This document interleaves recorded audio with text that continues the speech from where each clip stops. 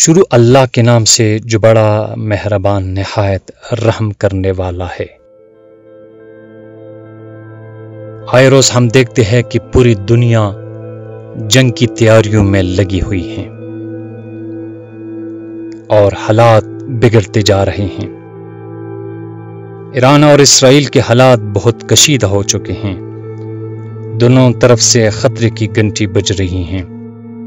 اسرائیل اور امریکہ صرف بہانے کی تلاش میں ہے، لیکن ساتھ ساتھ یہ بھی سوچ رہے ہیں کہ اگر جنگ چھڑ گئی تو اس کا اختتام کیسے ہوگا۔ اسرائیل نے مرحلہ وار جنگ کا آغاز شروع کیا۔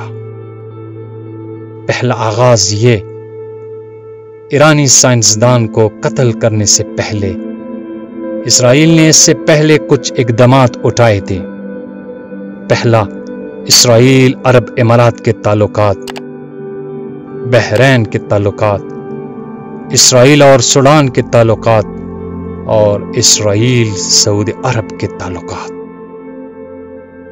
اسرائیل نے سب سے پہلے تمام وہ ممالک جو مسلمان، وہ ممالک جو ایران کو ایک ایسا چہرہ دکھایا ایران کا کہ تمام کے تمام عرب امارات خوف کے مارے اسرائیل کا ساتھ دے رہے ہیں۔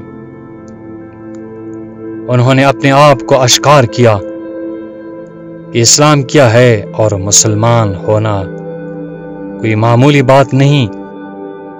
یہودیوں کا ساتھ دینا قرآن مجید کے واضح الفاظ میں ارشادات ہیں کہ یہود اور نصارہ تمہارے دوست نہیں ہو سکتے۔ عرب امارات نے 13 مسلمان ملکوں کے لوگوں پر امارات میں داخلے پر پابندی لگا دی۔ ویزا ختم کر دیا گیا۔ یہ اسی ردات کی گویا تیاری تھی۔ پھر اسرائیل نے دوسرا مرحلہ شروع کیا۔ ایرانی سائنسدان محسن فخرزادہ کو مارا۔ یہ ایران کے لیے بڑا دھچکا اور یہ ایران کے لیے بڑا نقصان تھا۔ اس سے پہلے قاسم سلیمانی کو بغداد کی ایئرپورٹ پر شہید کر دیا گیا۔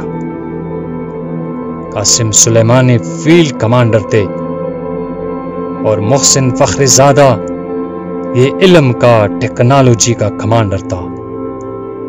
اسرائیل نے بہت بڑا ٹارگٹ مارا ہے۔ ایران کا جو بیانیہ آیا ہے کہ یہ آٹومیٹک ہتھیاروں سے محسن فخرزادہ کو مارا ہے، ایک ڈیوائس کے ذریعے سے ان پر فائر کی گئی ہیں۔ وہ کوئی بندہ نہیں چلا رہا تھا، وہ سیٹلائٹ سسٹم چلا رہا تھا۔ اسی موقع پر کوئی بندہ موجود نہیں تھا۔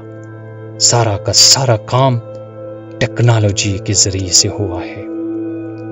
پاکستان نے بھی دبے دبے الفاظ میں یہ بیان دیا ہے کہ اب کوئی بھی دانشور مدبر محفوظ نہیں ہے۔ محسن فخرزادہ کو ڈرون سے نہیں مارا۔ ڈرون سے مارنے کے لیے کوئی نہ کوئی جہاز بھیجنا پڑتا ہے۔ ان کی شہادت پر رہبر معظم نے اس سائنسدان کا بدلہ لینے کو کہا۔ اور چند روز پہلے ایران نے اسرائیل تل ابیب میں موساد انٹیلیجنس کا کمانڈر، تل ابیب میں اس کمانڈر کو مارا اور مارنے والے بھی فرار ہونے میں کامیاب ہوئے۔ اور اس کا بدلہ لینے پر اسرائیل میں تشویش کی لہر دوڑ گئی۔